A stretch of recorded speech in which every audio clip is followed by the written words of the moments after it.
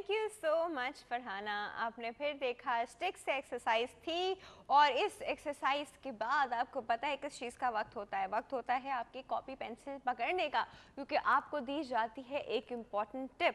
तो चलते हैं टिप की तरफ।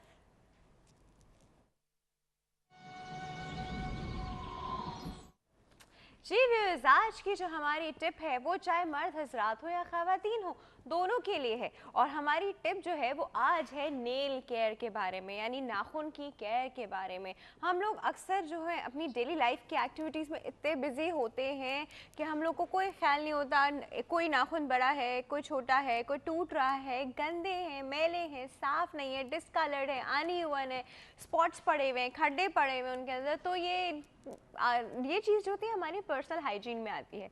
आपके हाथ जितने साफ़ सुथरे होंगे, नेल जितने साफ़ सुथरे इक्वल लेंथ के एक जैसे होंगे, नीट एंड क्लीन होंगे, उतना अच्छा आपका इमेज आएगा पर्सनालिटी का। जितने वो गंदे लगेंगे उतना लोग आपको यूँ करके देखेंगे कितना गंदा है, अपना ख्याल नहीं रखता है, अपना ख्याल नहीं रखती।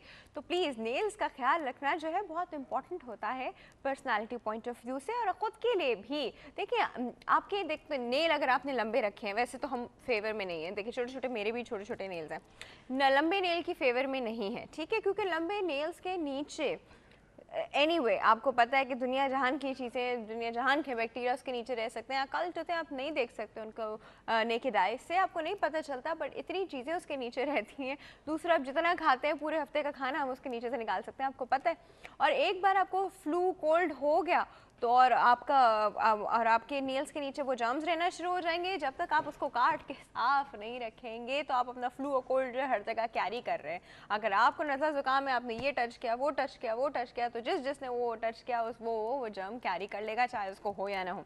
सो be courteous towards other people, अपने नाखून साफ रखिए। इसके बाद जो हम आपको टिप्स आज देने वाले हैं वो बड़ी इंपॉर्टेंट है। फाइल सब लोग अपने नेल करते हैं ताकि एक अच्छी खूबसूरत शेप में वो रहें, नीट शेप में, ठीक है। कुछ लोग स्क्वायर फाइल करते हैं, कुछ लोग राउंड फाइल करते हैं। फाइलिंग का तरीका मैं आपको यहाँ बता रही हूँ। लोग फाइलिंग यूं फाइलिंग होती है, ऐसे कोई फाइलिंग नहीं होती है। ऐसे फाइल करने से आप अपने नेल्स जो है वो स्प्लिट कर सकते हैं।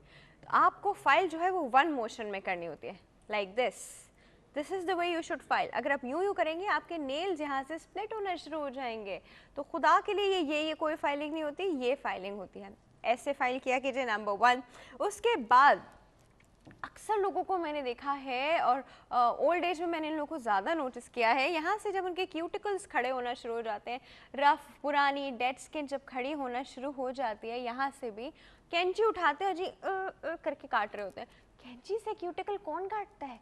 कैंची से क्यूटिकल नहीं काटते आप। Instead you visit somebody, you visit your beautician, you visit your dermatologist, या आपके पास खुद ही क्यूटिकल रिमूवर हो जी। क्यूटिकल रिमूव किया जाता है, पहले आप उसको सॉफ्ट करें।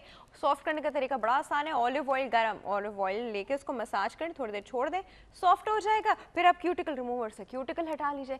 कैंची से नहीं काटते क्यूटिकल।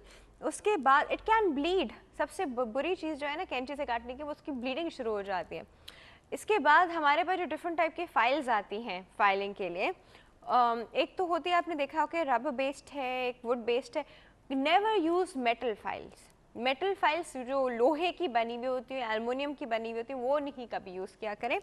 इसके बाद जो नाखूनों पे हम लोग को लगाने का शौक है, नेल कलर, ठीक है जी। नेल कलर तो बहुत लॉन्गेस्ट ड्यूरेशन के लिए नहीं लगाना चाहिए, इसके आपके नाखून जो है वो डिस्कलर होना शुरू हो जाएंगे। दूसरा, जो नेल कलर आप यूज़ कर रहे हैं उसमें आपने उसको पतला करने के लिए बार बार नेल कलर रिमूवर या थिनर नहीं डाला हुआ हो, वो आपके नाखूनों के लिए बहुत डेंजरस है। तीसरा, अगर आपने उनको फ्रेश रखना है तो आप उनको फ्रिज में रखिए, वो ज़्यादा अरसा चलेंगी और एक्सपायर नहीं होंगी। उसके बाद जो बड़ी इंपॉर्टेंट चीज़ है वो ये है कि जब हम लोग नेल बफ़ करते हैं, कुछ लोग कहते हैं नहीं बफ़ नहीं करना, थिन हो जाएंगे। बफ़ जब किए जाते हैं तो एक स्मूथ किया जाता है। और दूसरा, बफिंग एक्शन से क्या होता है, उनकी ब्लड सप्लाई नीचे नेल बेड की इंक्रीज़ होती है और नेल ग्रोथ आपकी अच्छी और इवन होती है, ठीक है जी। ये चीज़ें मैंने आपको कुछ बतानी थी, थोड़ी सी और चीज़ें भी हैं वो भी मैं आपको बताऊँगी। कि सबसे पहले तो आपको ये पता होना चाहिए कि इसके ऊपर एक केराटिन लेयर होती है। कुछ लोगों की वो चिप ऑफ होना शुरू हो जाती है। It's a sign and indication that they are not taking care of their nails. Nails यहाँ नेल नीचे नेल बेड से ग्रो होते हैं। तो ये आपको एक जर्नल में इसकी इन्फॉर्मेशन दे रही थी। नाखून आपके बिल्कुल neat and clean and smooth होने चाहिए, इनमें खड्डे वगैरह बिल्कुल नहीं होने चाहिए। और सबसे इम्पॉर्टेंट चीज़, आपको डर्माटोलॉजिस्ट को कब विजिट करना चाहिए? जब आपको लगे कि नाखूनों के साथ कुछ गड़बड़ हो रही है। नंबर 1, आपके नाखूनों का कलर चेंज हो गया हो, जो पहले हमेशा से कलर था वो कलर नहीं रहा हो। Longest duration of nail colour application से नहीं बता रही, लेकिन वैसे ही बैठे बैठे आपको लग रहा हो कि पर्पलिश ब्लूइश की तरफ जा रहे हैं तब। दूसरा, उसकी शेप चेंज हो रही हो। शेप जिस तरह आपकी नॉर्मल होती है, कभी वो यूं हो जाती है। एनीमिया में होता है, बहुत सारे और डिजीज़ में होता है जी, वो आपके अक्सर नेल शेप देख के बताया जाता है कि आप you going towards that disease. उसके बाद आपका नेल पतला हो रहा है या बहुत मोटा हो रहा हो, दोनों सिचुएशन में you need to visit your dermatologist. आपके नाखूनों के अराउंड से ब्लीडिंग शुरू हो जाती है बार बार, क्यों? You need to visit your dermatologist. And आपको यहाँ रेडनेस, स्वेलिंग, पेन, नाखूनों के नीचे आपको पेन नज़र आ रहा है या नाखूनों के नीचे कोई ब्लैक स्पॉट एकदम से बढ़ गया है, ये सारी सिचुएशन जो है इसमें फ़ौरन से अपने डर्माटोलॉजिस्ट के पास जाया कीजिए। ये थी जी आज हमारी नेल केयर की टिप। चलते हैं पोल ऑफ द डे की तरफ।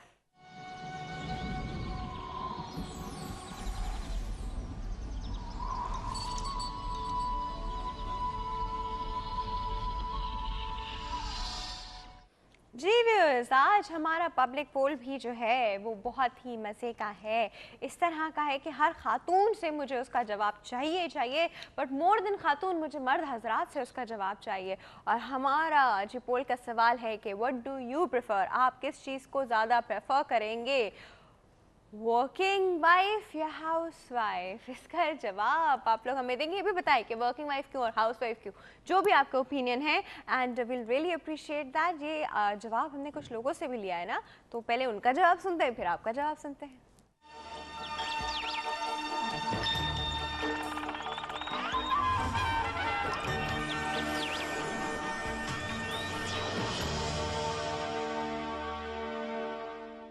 Working house wife. और जो आजकल का माहौल है, सोशल हो चुका है काफ़ी सोसाइटी, दैट्स वाई 2 लोग मिलके चलेंगे तो हाउस वाइफ साथ फिर चल सकेगी, अदरवाइज आई डोंट थिंक। मैं चाहता हूँ साफ सुथरे हाल में जाऊँ ऑफिस, घर आऊँ, बच्चे साफ सुथरे हो, घर साफ सुथरा हो।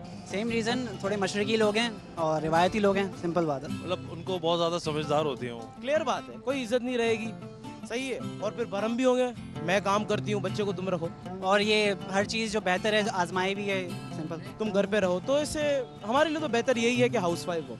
मैं करके दूंगा, वो मेरा काम है। रिस्पॉन्सिबिलिटी ली है, शादी इसलिए सोच समझ करेंगे। यार आजकल की जनरेशन ऐसी है, मेरे ख्याल से अगर मैं इस जनरेशन में पार्ट हूँ तो मैं तो सोच समझ ही करूँगा ना। अगर मैं इस काबिल ही नहीं हूँ अपने बच्चों और बीवी को नहीं साथ सकता, मैं शादी क्यों करूँगा?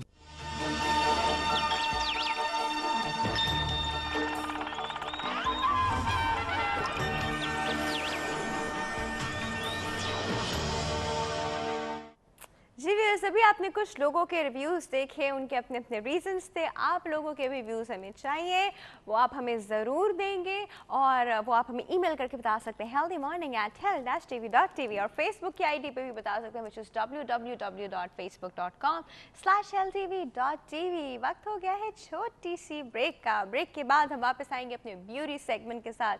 Stay tuned.